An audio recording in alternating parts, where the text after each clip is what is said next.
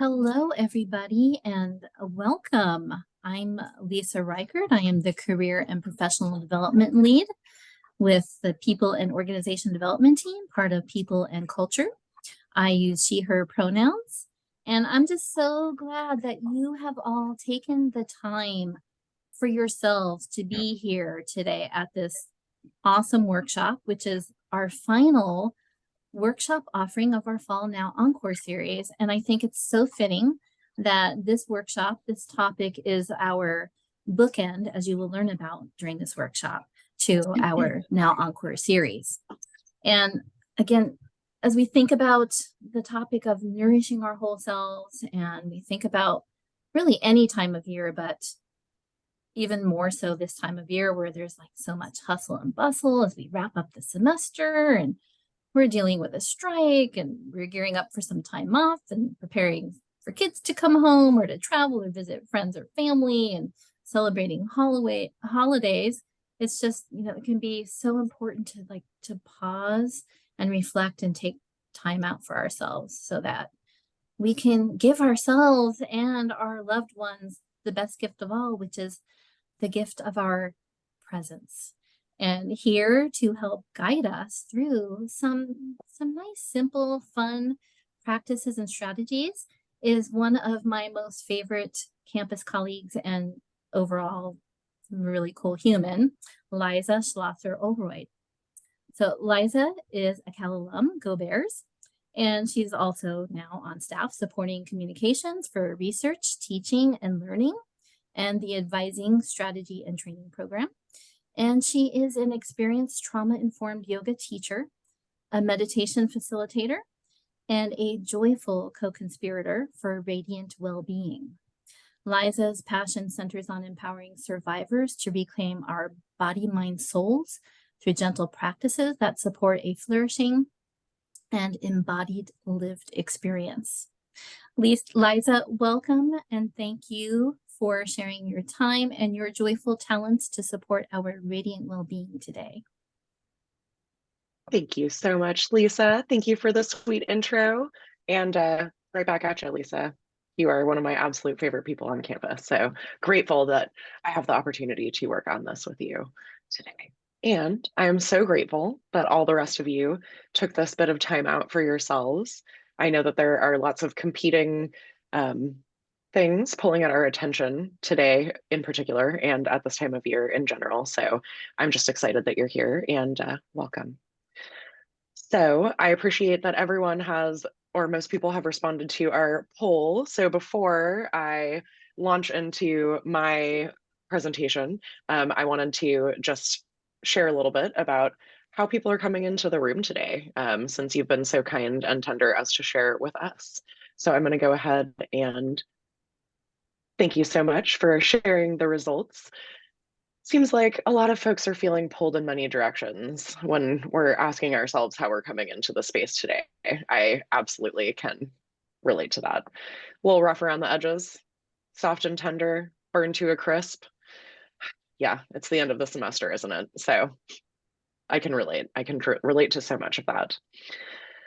And I'm also curious, I was curious to know from the folks attending this session, in what areas are you seeking more nourishment? And it seems like really all of these options are pretty popular. Work-life balance, which I feel like a lot of us are here for that, but there are other pieces to this as well. Building internal resources, deepening connection with our loved ones, setting and holding healthy boundaries. It's a hard one. Addressing an overall sense of burnout, personal development, and healing. All of those I can relate to.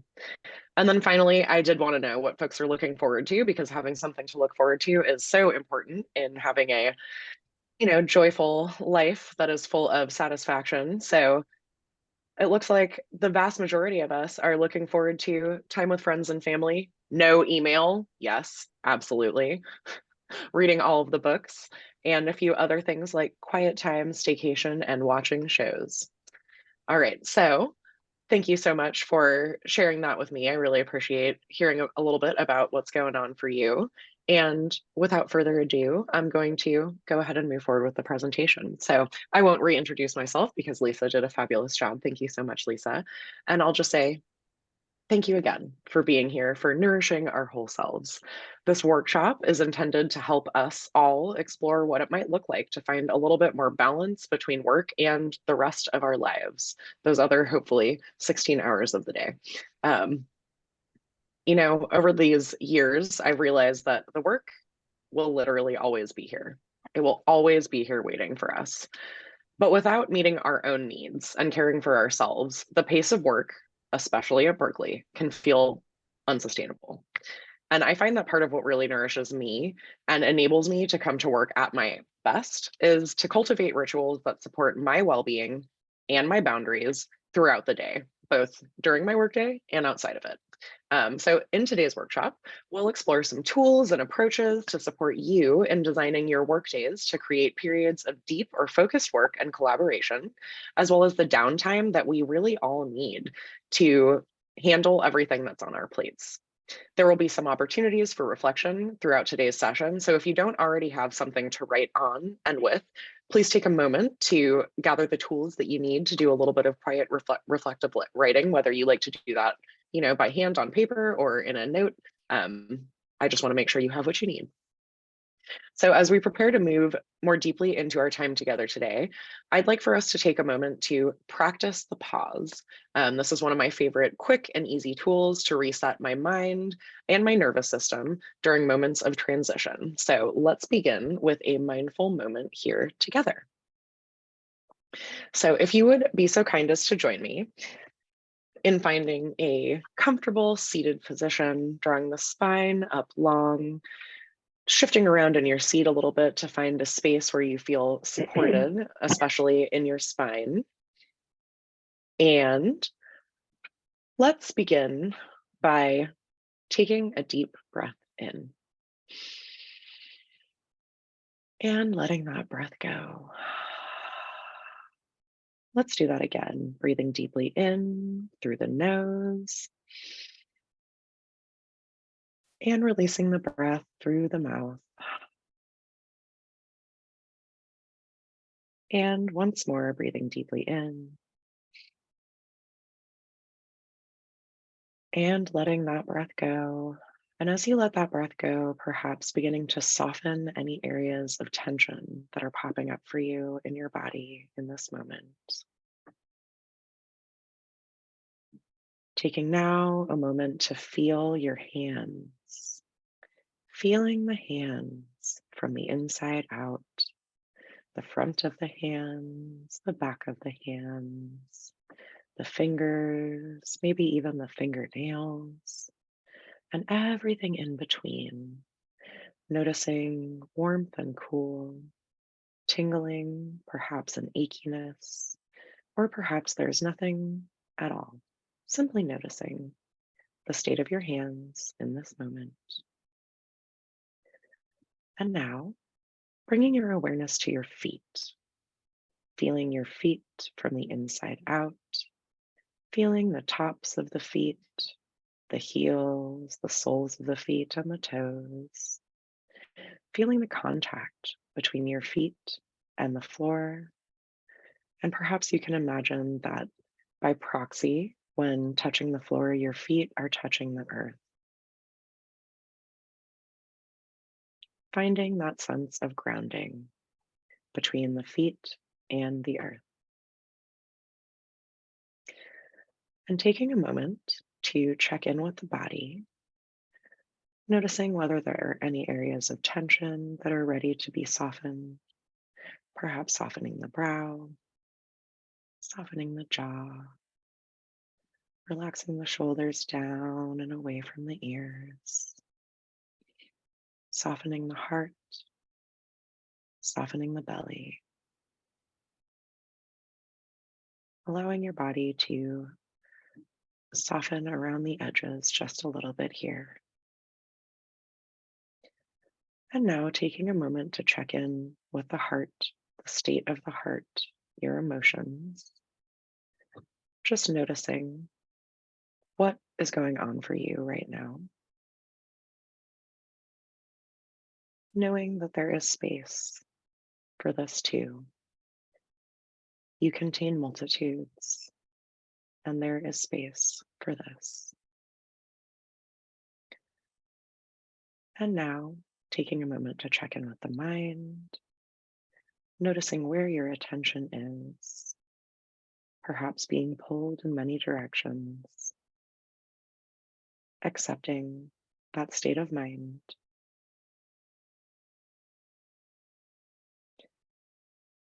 And now, before we close this mindfulness exercise, I would like to share one of my absolute favorite tools with you.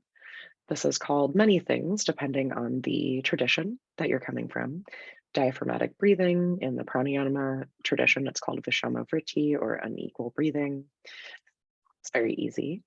We will take a few rounds of this breathing exercise where we inhale to a count of 4, hold at the top for a count of 6, and then exhale for a count of 8, lengthening the exhale in comparison to the inhale, which is a really fabulous way of activating our parasympathetic nervous system, that rest and digest mode. So if you'll join me for a few rounds of this breath exercise, we'll breathe in for 4, 2, 3, 4, hold at the top, 2, 3, 4, 5, 6, and exhale, 2, 3, 4, 5, 6, 7, 8. Once again, inhaling, 2, 3, 4, holding at the top, 2, 3, 4, 5, 6, and exhaling, 2, 3, 4, 5, 6, 7, 8. Inhaling once again and taking a few rounds of this breath practice on your own time, to your own count, exploring what feels best for you. The count isn't really what matters here. The idea is to extend the exhale about twice as long as the inhale to really activate the vagus nerve and bring our bodies into a state of rest or a little bit closer to that state. Finishing up whatever round of breathing you're on now, we'll finish once more simply by taking a deep breath in and letting it go,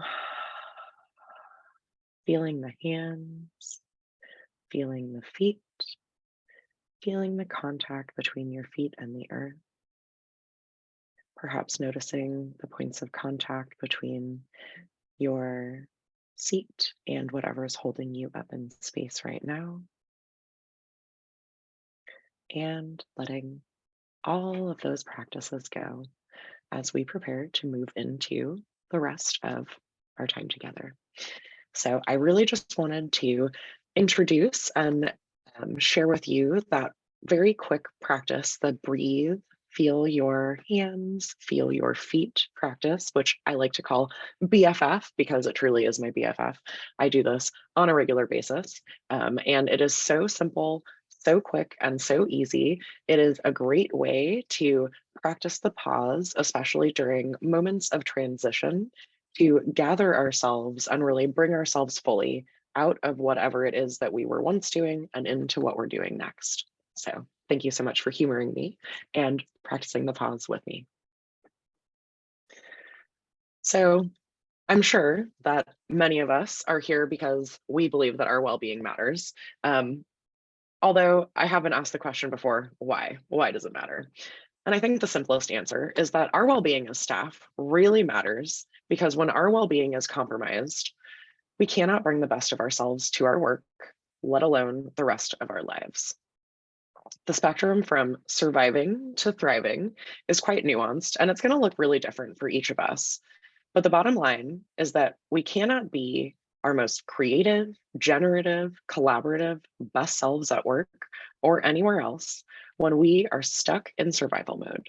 And feeling stuck in this place for extended periods of time can quickly create a phenomenon that I think many of us are familiar with, the big B word, burnout. And I want to say that if you're feeling a little bit of that way, a little burned out, a little crispy around the edges today, it's not just you.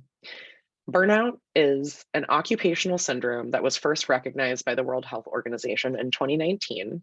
And the syndrome is characterized by profound emotional exhaustion, generalized negativity or cynicism, and feelings. I just want to underpin feelings of professional insufficiency, because it's not typically true that we are insufficient, but we often feel that way.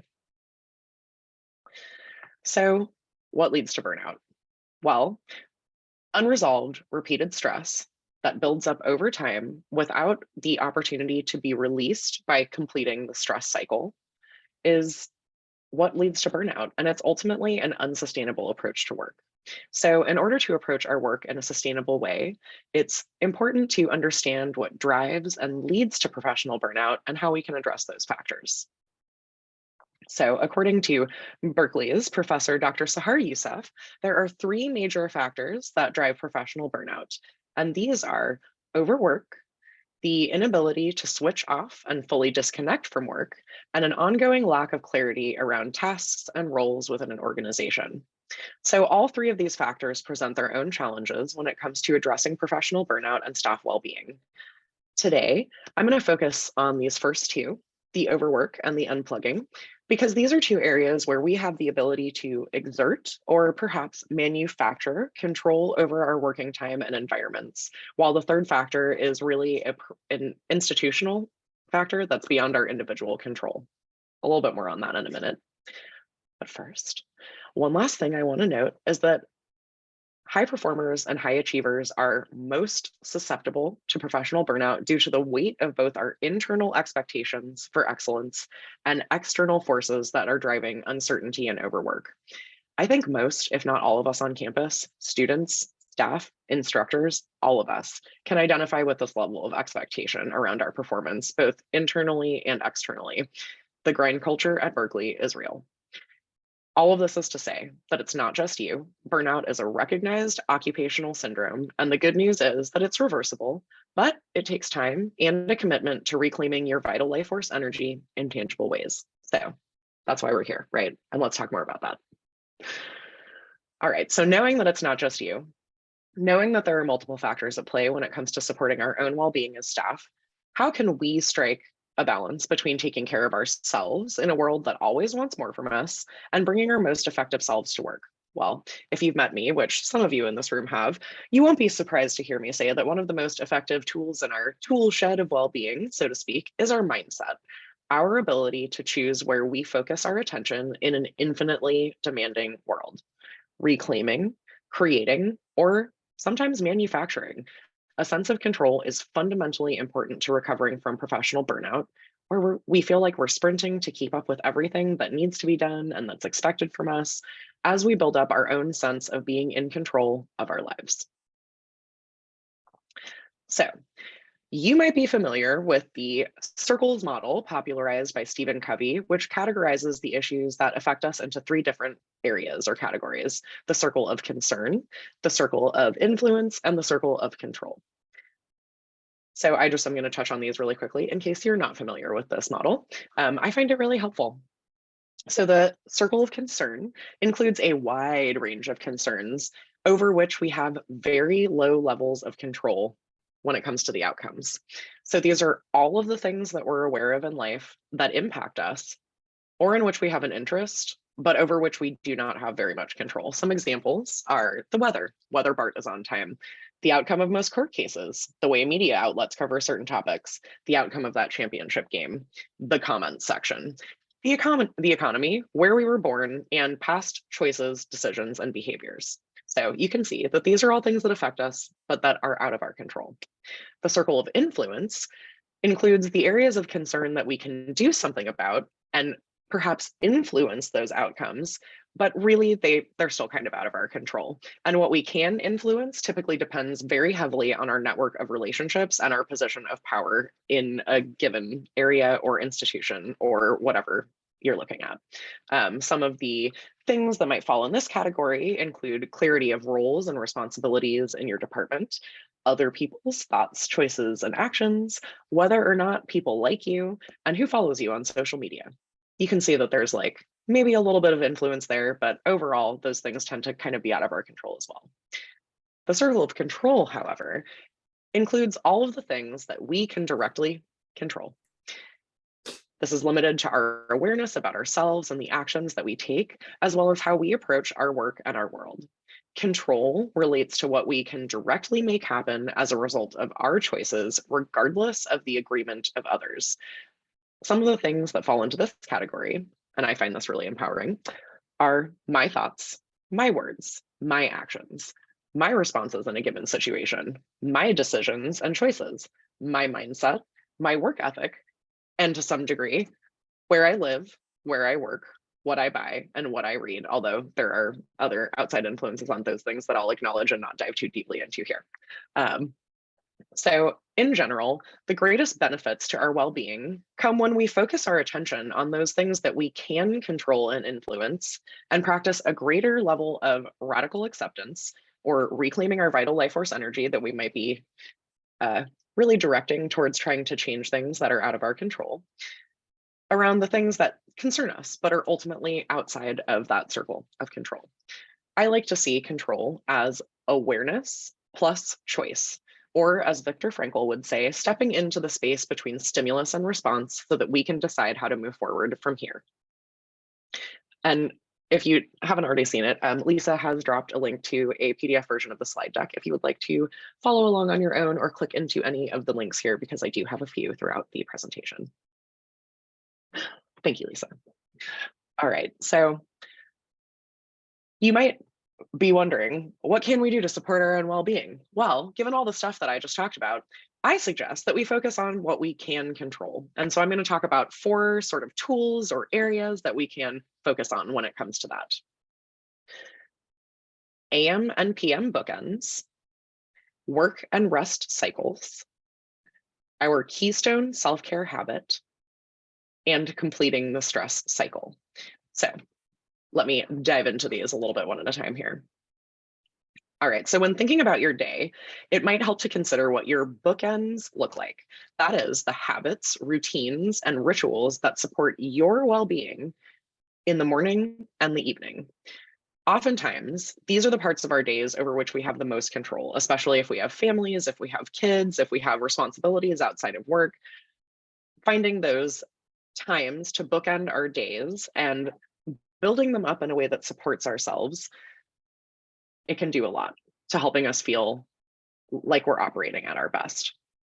Giving yourself the gift of a strong AM and PM bookend can help set you up for a workday that has a clear beginning and a clear ending, allowing us to switch on and off and creating space for ourselves and our lives outside of Cal, which are rich and big. So I want to make sure that we have space to do all of the exploring and connecting that we want to do outside of work.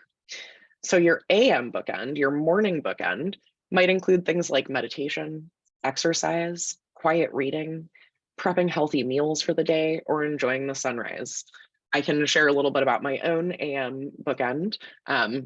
I get up, I take the dogs for a walk, I do my workout, I do a meditation, I eat my breakfast, and then I move into my workday. So that's what works for me. That's what supports me. And it changes a little bit over time. So we kind of experiment with what works for our AM bookend. We see what fits in and we adapt as needed. Your PM bookend might include things like taking a walk with the dog or the family, reading a good book, meditation. I'm sensing a theme here. Playing a game, or enjoying intentional social connection with the people that you love. I'll share a little bit about my own PM bookend. Once I shut down my workday, which I have a very intentional like little ritual around, and I'll talk a little bit about more about that later. I again walk the dogs. I take off my work clothes and my work makeup, all the things, and I transition into my pajamas, especially on days when I'm working from home and I don't have a commute to offer me that transitional time. That's really supportive. I eat my dinner, and then I settle down for a little evening with my spouse. We typically find some time to either read a book, or we recently got an inflatable hot tub in the backyard. So that's been a nice addition to our PM bookend. Could not recommend it more highly. And one of the other things that I often like to do is a little bit of like foam rolling or mobility work or stretching, something to just like move my body through whatever has been going on for the day.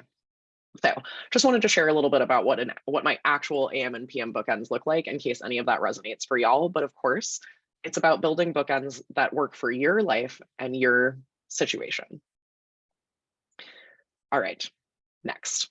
So once your day is underway, I'm sure you can all relate to just hustling from one task or meeting to the next on our list without creating the space that like we really need to soak up and process everything that we've been working on.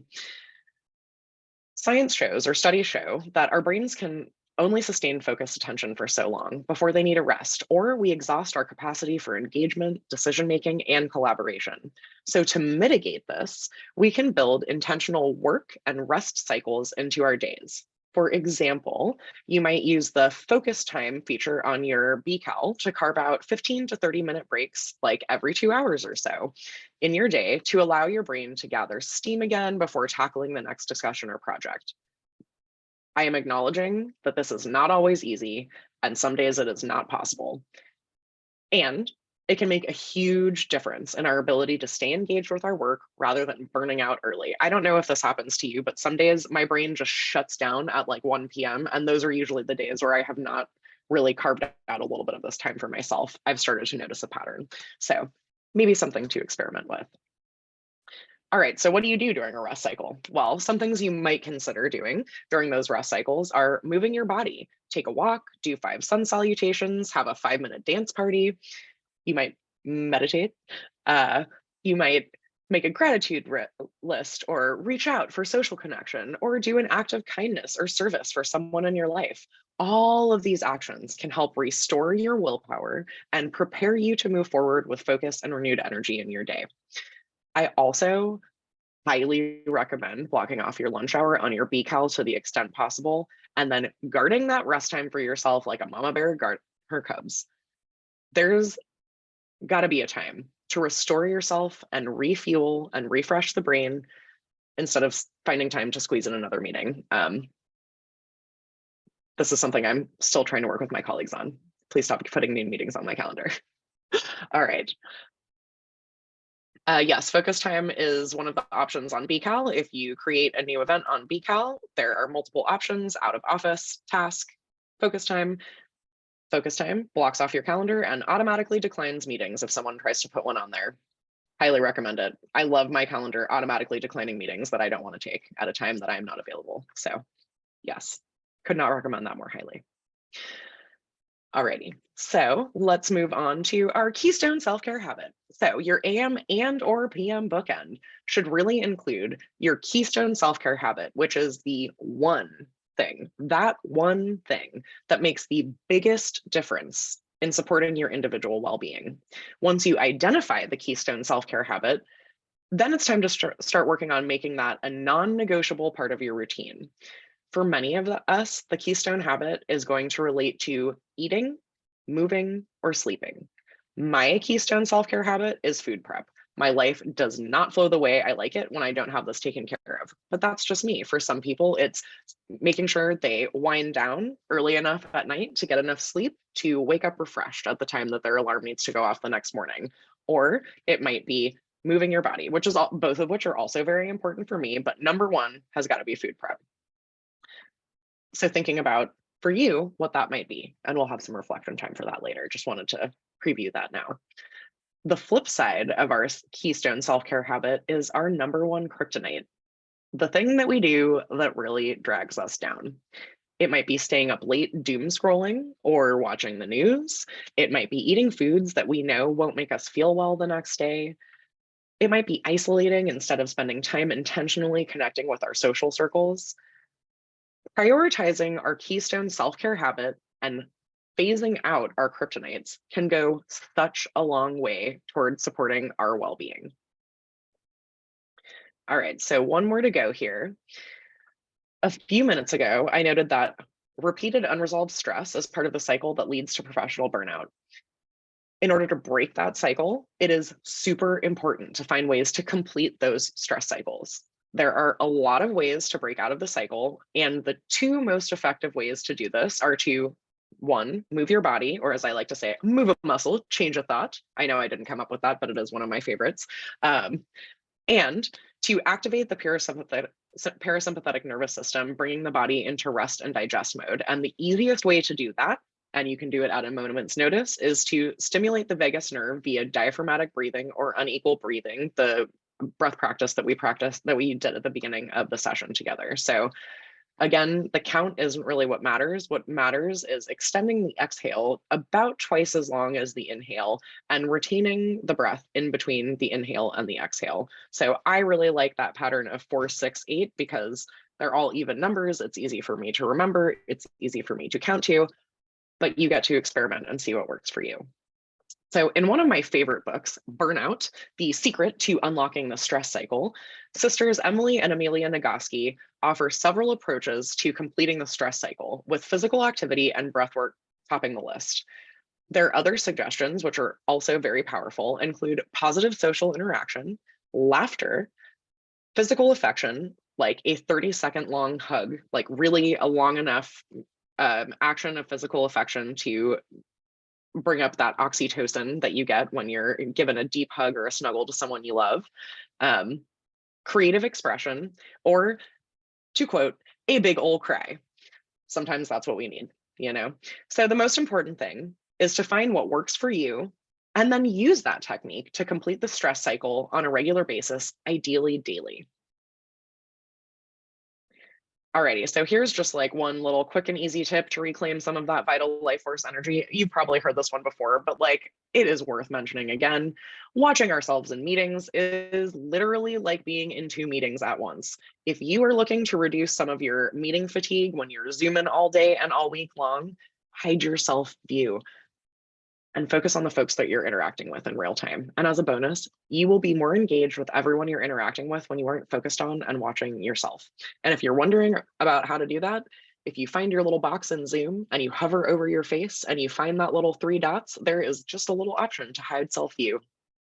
Love it. Alrighty, so healthy boundaries. This is one of my greatest passions. Creating and holding healthy boundaries that support our work-life balance is super important. Why? Because no one else will do it for you. As I like to say to my colleagues, I have boundaries, and you should too. So there are 3 little areas here that I just want to touch on. First, intentional transitions into and out of your workday. This is a way of creating your boundaries around your working time and saying, I work starting at this time and I stop work at this time and I don't work again until I start work again the next day. I don't go back and open email. I don't have my emails coming to my phone after work hours, right? I know that there are a lot of reasons why we do these things. Some of us don't work schedules that allow us to do that. I completely understand that everyone's situation is different. However, having these intentional transitions into and out of your workday allows your brain to enter work fully when it's time to work and to leave it behind, knowing that you're going to come back to it the next day. The work will always be there. It is not going anywhere, even if you take some time to take care of yourself in the evening. So a couple of ways to do this.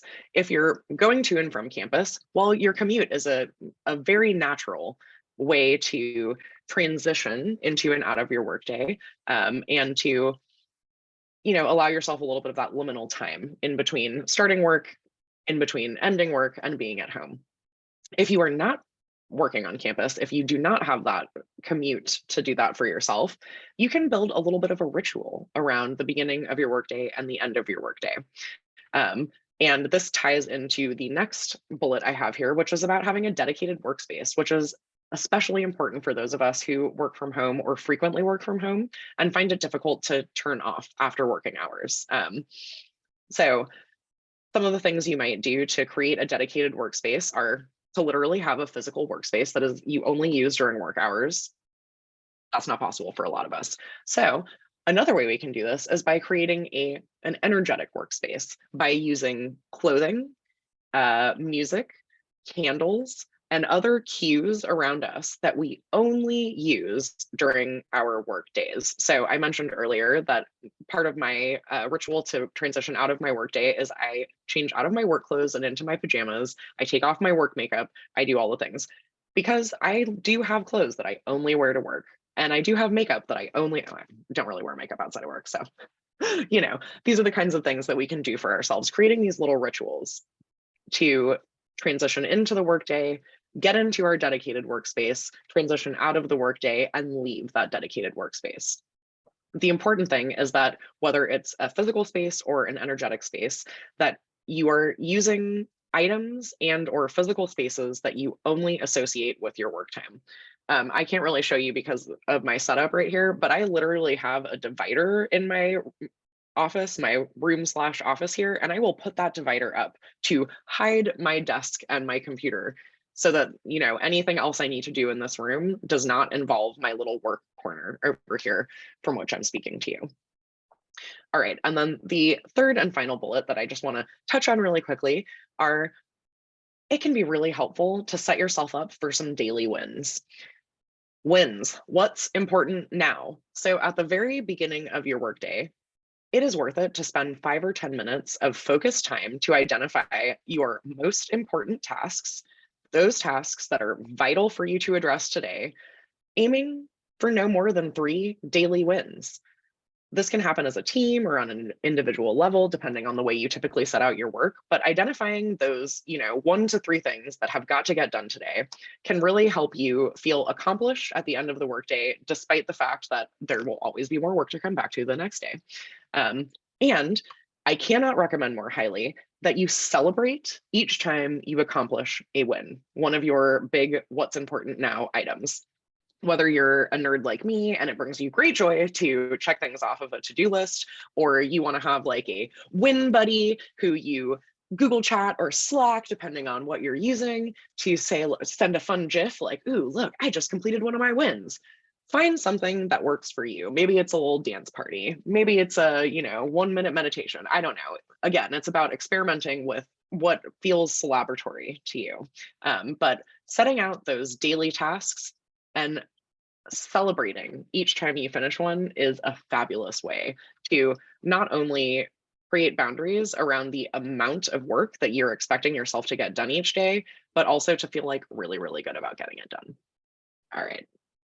So finally, it is super important to take time away from work during which we completely unplug, allowing ourselves to rest and rejuvenate. I'm not talking about taking a weekend where you're on email all weekend. I'm talking about fully unplugging and not being in contact with your work life during that time. So in order to heal from and prevent professional burnout, we have to give ourselves the space to fully disengage from our work. We have to. And we need to do this regularly, building it into the rhythms of our work and our lives. And another hat tip to Dr. Sahar Youssef, enter the 3M framework for burnout prevention. This model encourages us to unplug regularly on 3 different levels, hence the 3M. So on the macro level, taking macro breaks, the frequency should be once a month, and the period, the duration should be a half to a full day. So once a month, taking a half day to a full day to completely unplug from work. Again, this isn't, I'm going to go hang out with my niece and be on my email for half the time. No, I'm talking about like actually turning off the notifications for your email, whatever it is that you need to do to really unplug from work for that full day or half day, whatever works for you. I like to build these in around holiday weekends so that I get a 4-day weekend and go camping with my spouse and my dogs. So that is an excellent way to be guaranteed that you will be unplugged from work because you don't have any service. Well, at least I find places where there are no service. So just one suggestion. All right. On the meso level, we want to take weekly breaks of 1 to 2 hours. So if you're like me and you block off your lunch hour and you honor that hour away from work during the lunch hour, you are ahead of the game, my friend, because you have already got this 1 hour break built into your work week.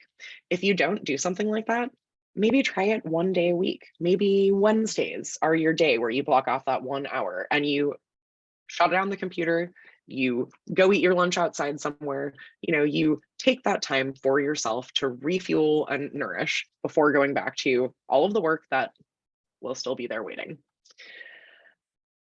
And then finally, on the micro level, on a daily basis, we really need to take these breaks of 15 to 30 minutes where we give our brains a rest. The human brain can only sustain focused attention for so long before it starts to burn out. So giving yourselves these little breaks every 2 to 3 hours, again, I know it's not always possible. I know it's not always easy, but it is something that we can aim for. And it is something that we can, start building in a little bit here and a little bit there. So 3 levels: macro, meso, micro. On a monthly basis, taking that half to full day. On a weekly basis, making sure we have breaks of 1 to 2 hours at least one time, and daily making sure that we've got at least a 15-minute break between our things, whatever those things may be, to give ourselves a little bit of downtime. All right, so now let's take a moment to reflect on what we've discussed so far and how these tools might be supportive in your own life. We're going to take a couple of minutes of quiet time for each of the following questions. And during this time, I would love for you to write out your thoughts and responses to the reflection questions as you consider how these tools might fit into your own days. So let me just make sure I have my little timer here so that I don't lose track of us. All right. So question number 1. When do you feel most effective in your work? And how can you create more space for these things in your days? I would love for you to take a moment to reflect on this, write down a few notes, and I'm going to start our timer for 2 minutes and give you that time.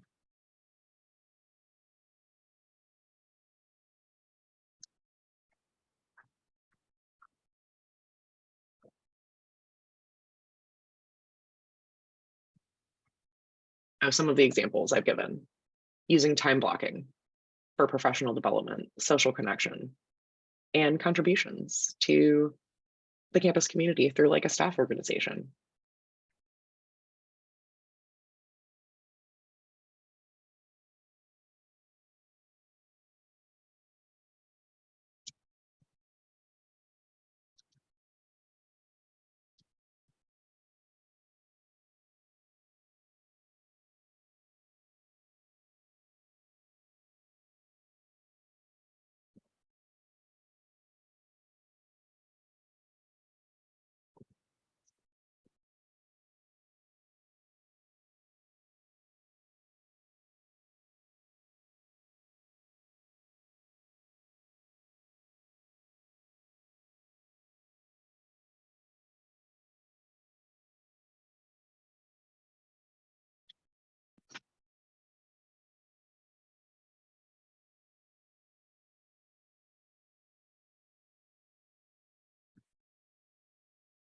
Got about 30 seconds left here. So please jot down your final thoughts. And again, these slides are available as a PDF, so you can always revisit any of these questions or resources in the future. And there will be a recording eventually too.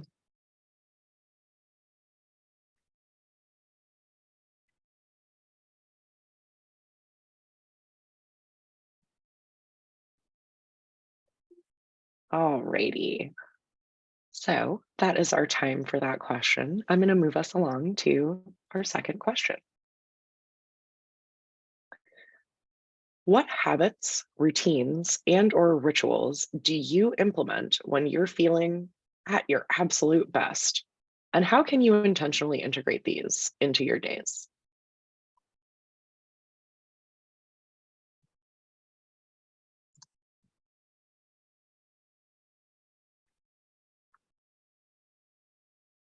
And our timer's going.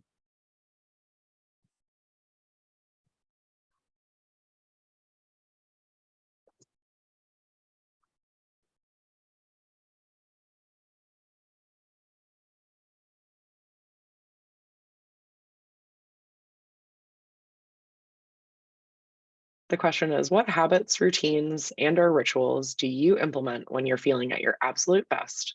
And how can you intentionally integrate these into your day or your daily activities?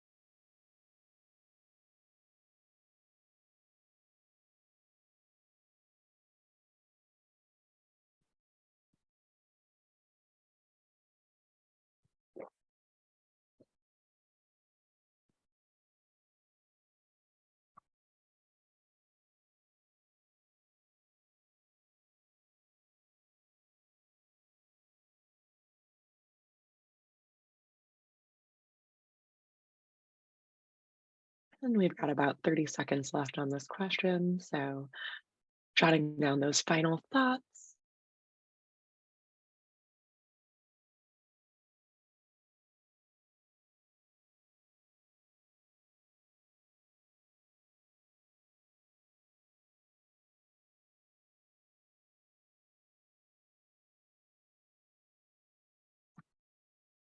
Alrighty, and that is our timer.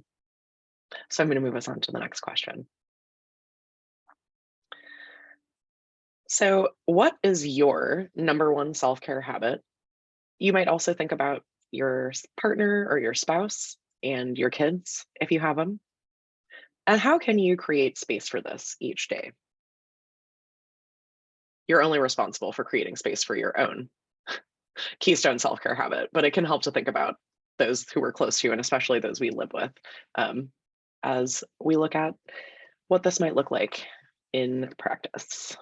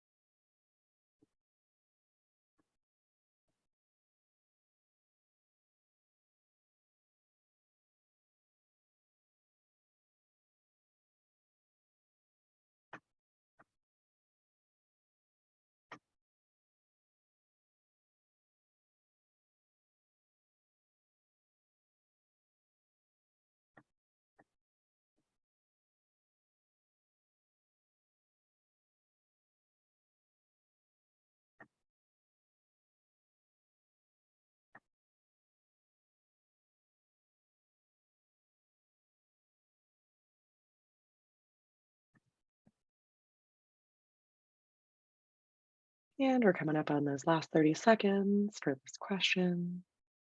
So please jot down your last final thoughts or your final thoughts for now.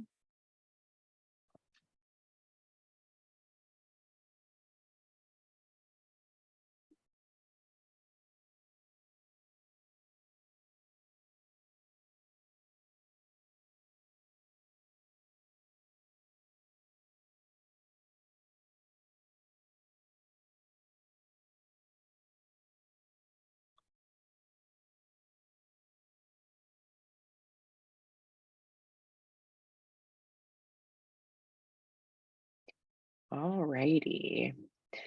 And we'll move now on to our very last one of these reflection questions. which is, what is your number one self-care kryptonite? You might also think about your partner or spouse, your kids if you have them, and maybe also think about how you can shift your relationship to this kryptonite, maybe beginning to move them out of your daily routines.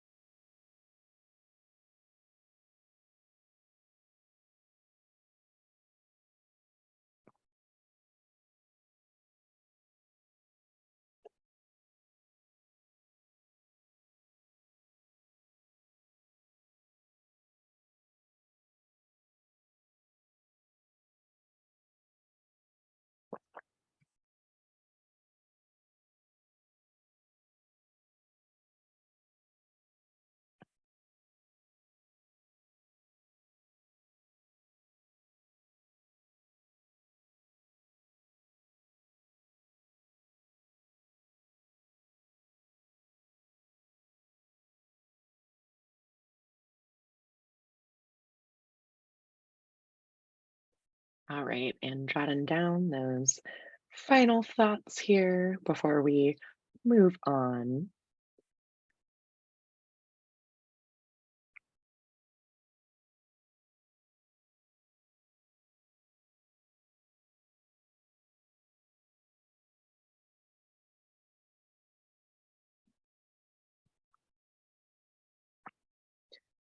All righty. So I hope that this was an interesting exercise. And I would love for you to just take a moment now that you've gone through these reflection questions and thought about a few of these things to look back over what came up for you when you thought about feeling most effective at work, when you thought about your keystone self care habit and your kryptonite.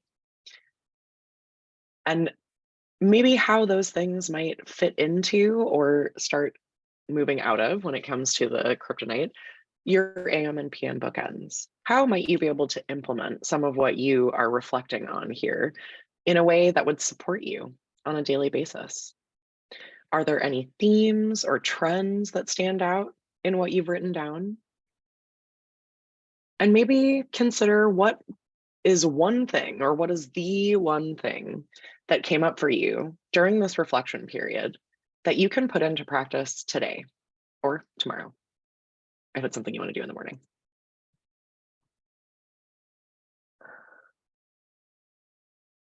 Alrighty. So let's continue forward for a mindful movement break. I mean, it's not really a break because we're going to still do it together, but it sounded better than just putting mindful movement on the slide. So let's try a little bit of it. This kind of stretch break is one of my favorite ways to get a little restoration during those rest blocks in between my meetings and my tasks in the day. And just a note that when I say mindful movement, I'm very simply referring to moving our bodies while focusing our awareness on our internal experience. That is the sensations in our bodies and our breath. So we're just going to do a little chair stretch here. This is one of my favorite little routines to refresh myself during a rest cycle. If you would like to join me, let's just begin by dropping our chin to our chest and taking some gentle half circles side to side, bringing left ear to the left shoulder, taking a half circle toward the front, and then right ear to the right shoulder, just finding a little bit of freedom in that cervical spine.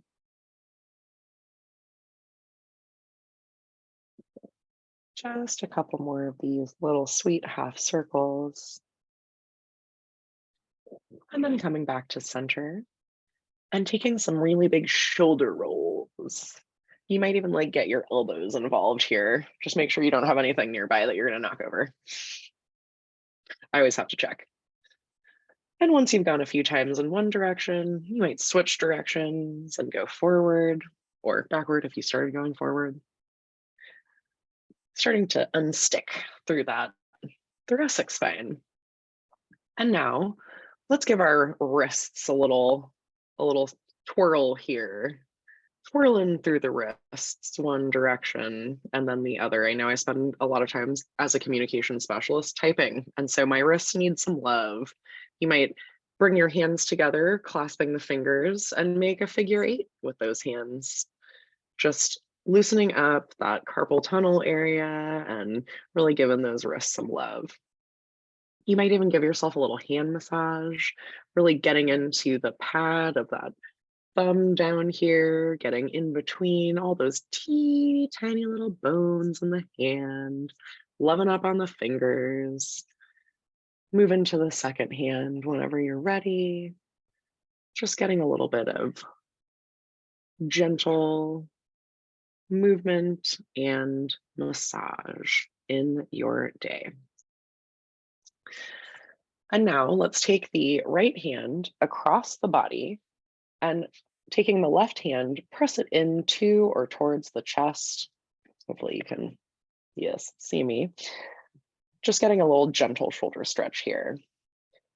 You might move side to side a little bit and see if there's a little sticky spot in that thoracic spine, especially if you've been on the computer quite a bit today.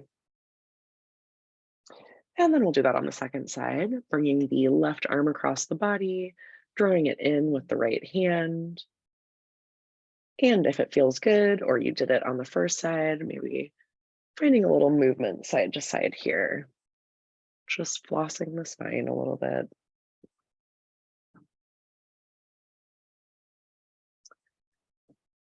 And releasing the hands, drawing the spine up long, dropping the shoulders down and away from the ears. Let's take our left hand to the outside of our right knee or thigh and just gently turn to look over that right shoulder. We're not wrenching the spine for the spinal twist, just taking a very gentle twist, allowing it to emerge naturally, only going into the twist as deeply as feels good for your body. Breathing here, noticing how it feels, and then releasing that. Let's do that on the second side, taking the right hand to the outside of the left knee, and then very gently turning to look over the left shoulder. Again, connecting with the breath, connecting with the bodily sensations, not wrenching the spine, but allowing the twist to unfold naturally to a degree that feels good, knowing that every day, every side is going to be a little different, feel a little different, and meeting wherever you are with love. And coming back to center.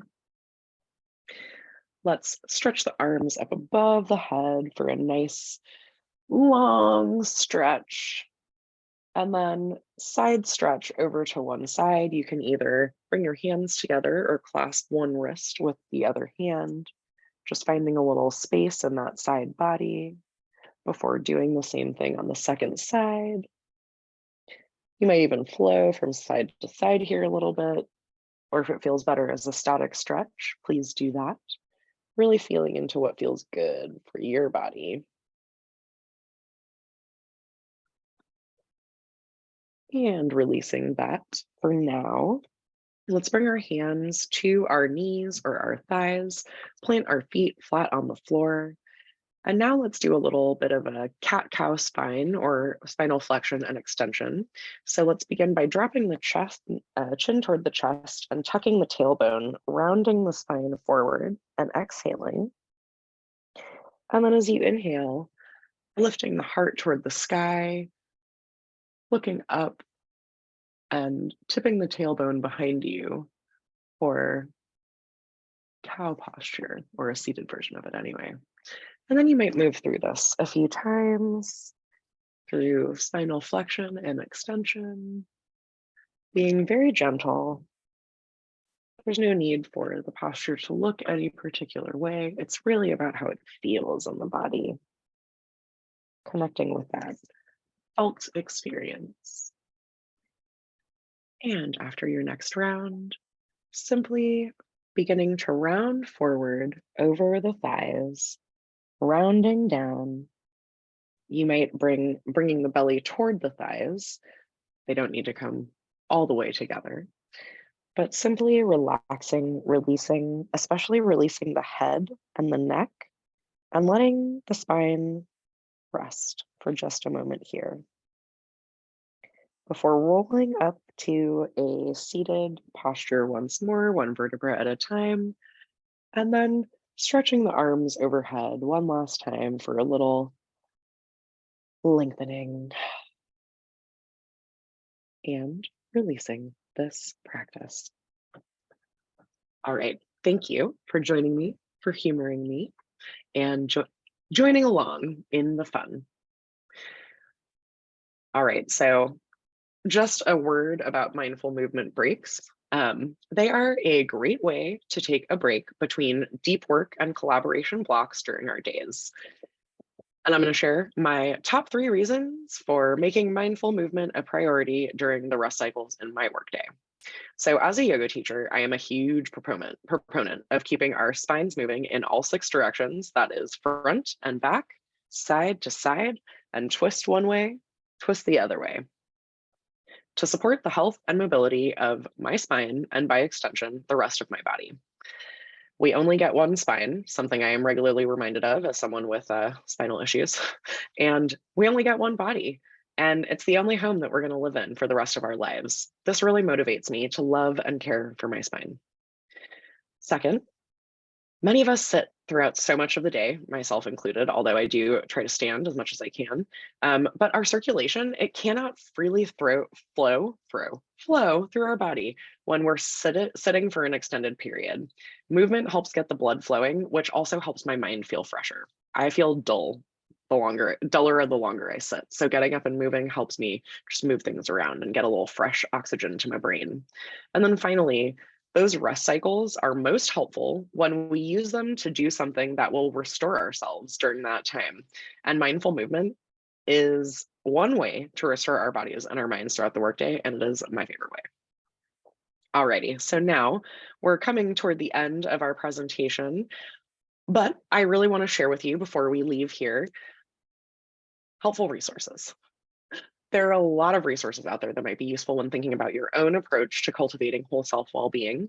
Cal has a ton of them, and there are even more out there in the community and across the internet. So I'd like to just briefly highlight some of the resources that you might like to explore further, starting with some campus resources. And again, these are all linked in that PDF that Lisa has shared in the chat, if you want to click into them and find out more. Alrighty, so if you're interested, I do lead a weekly guided mindfulness practice. We call it Mindfulness Monday, every Monday at 12:10. It goes about 20 minutes, and I do it every week except holidays. So the link that is in the slide deck will take you to the University Health Services Be Well at Work health and wellness page. And if you scroll down to Mindfulness Mondays, you can access the Zoom link there. So I welcome you to join me anytime. Speaking of Be Well at Work, it's a great program. The idea behind Be Well at Work is to create a healthy work environment through a bunch of programs and resources, and to help build a healthy workplace culture. And as part of Be Well at Work, the Health and Wellness Workshop series includes dance and yoga. There are also classes focused on healthy cooking, stress management, financial wellness, elder care, and parenting. So many things to support all these various aspects of your life. So I really do recommend checking it out if any of that resonates for you. I also want to highlight the UC Berkeley staff organizations. This has been one way that I have been able to find my people at Berkeley. There are a lot of people at Berkeley. I wanted to find my people. So if you haven't already checked them out, there are great communities of practice. I love Cal Assessment Network. I love the Berkeley Events Network. There are other ones that I belong to, the Cal Coaching Network, they're great. And there are also identity-based staff organizations. Like I'm a really big fan of LavCal, the queer staff organization, because I found some of my favorite people there. There are other identity-based staff organizations that might work for you and communities of practice that might relate to your work. I highly recommend you check it out because finding our people, it's a big deal. All right, Therapy Assistance Online is free through UHS, and it's an online collection of programs and other resources that are designed to support your mindfulness and your mental health. So I really like it. You might want to check it out. They also have, they being University Health Services, also has the Employee Assistance Program, which provides no-cost confidential counseling and referral services for UC Berkeley faculty, staff, visiting scholars, etc. And it's also the Employee Assistance Program for the Lawrence Berkeley National Lab. So it covers many of us here in this room right now, or this Zoom room. WorkFit from RSF offers a lot of really fun classes, including Zumba, yoga, and strength. They do Zoom classes, they do in-person classes, and these are free and accessible to staff. So if you haven't checked it out yet, and you're one of those people that likes to do stuff like that, you might enjoy it. There used to be a TRX class during the lunch hour in Dwinell down the hall from where I worked. So I'm not sure if they've picked that one up in particular, but I do know that they have some like really good programming. And then finally, if you haven't already checked them out, please go check out the Greater Good Science Center from UC Berkeley. They are amazing. They have so many resources and opportunities to build your own internal resources for well-being. Their podcast is awesome. They've got great articles. Literally cannot recommend it highly enough. Okay, so there are also some resources outside of work that I would like to mention. These are my faves, very biased over here.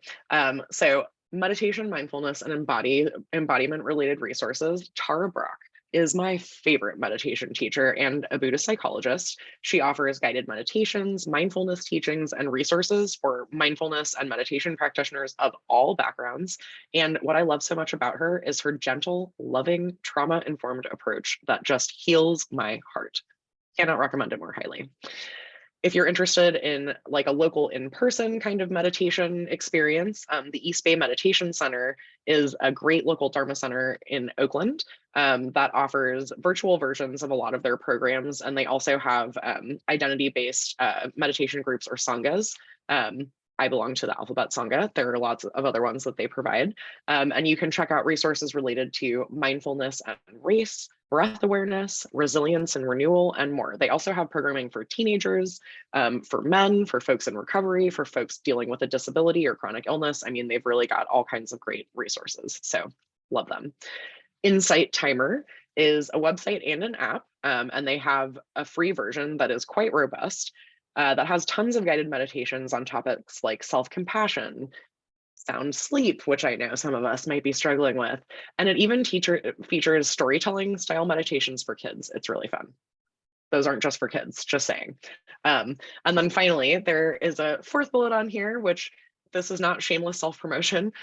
Lisa encouraged me to add this here. I also am a trauma-informed yoga teacher, and I teach classes on a regular basis, and I have put a lot of my past classes up on the YouTubes. So if you're interested in checking some of those out, these classes are for all people, all bodies. No experience with yoga is necessary, and it's really just about taking a few moments to reconnect with our sweet bodies and our sweet selves in a world that wants us to stay disconnected from one another and ourselves. So please feel free to check that out if you would like to. All right, so there are also some things on here I want to highlight around personal development. So Optimize is, love this, a platform that offers an impressive collection of summarized information from top thinkers, writers, and leaders on a variety of topics, including leadership, meditation, goal setting, sleep, peak performance, and much more. If you're a fan of TED Talks, I think you're really going to be a fan of Optimize. And I'll just say I recently completed their heroic coaching certification program. So I'm like very intimately familiar with a lot of these resources. And as like client number one during the coaching certification program, my life has been completely transformed by implementing a lot of the resources and frameworks that are offered through this content. So again, really great, recommend. I also stan Brene Brown, and her podcast archive contains many, many, many episodes covering topics like work culture, purposeful leadership, belonging and connection, resilience, shame, and burnout. And as a shame researcher, I mean, she researches more things than that, but that's like, you know, kind of where she got her start. it is really refreshing to hear the way that she talks about a lot of these topics and issues. So really recommend. And then final bullet in this section is exhaler.com. This is like a web app that you can open up on your computer. You can literally just leave the tab open, and it is a visual breathing exercise. So it helps you time your breathing, and it is visually very, very pleasing. Helps to quiet the mind and guide us back into rest and digest mode. So love it. And then finally, I want to highlight a couple of social connection and service opportunities. Meetup is a website that you can use to explore local and virtual communities that share your interests, hobbies, and identities. Social connections are nourishment for the soul. And you can find your people on Meetup. From queer hiking groups to virtual game nights, there is a meetup group for everyone. And if there isn't the one you're looking for, you can always start it. I'm about to do that because they don't have the one I'm looking for. I want a running group in my neighborhood and there isn't one. So guess it's my turn. And then finally, Volunteer Match is a website that will help connect you with a local organization so that you can give back to your community. You can meet new people and do some good in the world. And that's always a good thing. So those are a few of the resources that I 100% recommend. I also want to offer a few additional resources from Berkeley People and Culture. I personally absolutely love the Wisdom Cafe newsletters. I look at them every time they come out and I read it from start to finish. I also, as I mentioned, love the amazing staff organizations at Berkeley. The people who facilitate these staff organizations are such gems, and it's just a wonderful way to meet new people across campus and do a little networking in a way that doesn't feel too worky, you know? So on the slide, you can check out more of these great resources from Berkeley People and Culture if you choose. And with that, I would like to say thank you so much for taking the time to attend this workshop today. I hope you found something supportive in what I've shared with you. And my email is here, so you can reach out to me anytime. I'm available. I'm here for it. I'm all ears. Thank you so much for being here today. And I have a minute if anyone has a question or a reflection. Well, thank you so much, Liza. This felt very nourishing. And thank you for just creating such a wonderful space, for inviting us to be mindful and to move, and sharing such wonderful practices, your examples, and your really cool resources. And I want to give a shout out to Mindful Monday. So this is something that I do my best to attend every week because it's 20 minutes, like from 12:10 to 12:30. And Liza is a wonderful guide to just come and relax and be mindful. And it's like story time for adults. Liza always shares some nice like lesson from Thich Nhat Hanh or one of her favorite readings. And it's just really, I would say it's one of my meso practices. So like something I do on a weekly basis but it's also a micro practice during a meso opportunity. So check that out. Thank you all for being here. I want to acknowledge you all for taking time to come and learn or remember practices that can fill your cup. So I will follow up with an email and these resources and the evaluation. The evaluation is also in the chat. So if you want to take a minute to share your feedback, we appreciate that. Otherwise, if you want to take the rest of the evening or the rest of your day to just unwind and go with the flow here, you can do that tomorrow. So thank you all. Again, thank you so much, Liza. Everybody have a wonderful evening. And as Liza mentioned, she'll hang out for a few minutes if anybody has any questions. Yeah. Thank you so much, Lisa. Thanks everybody for coming. So great to be here with you. And I will stop the recording.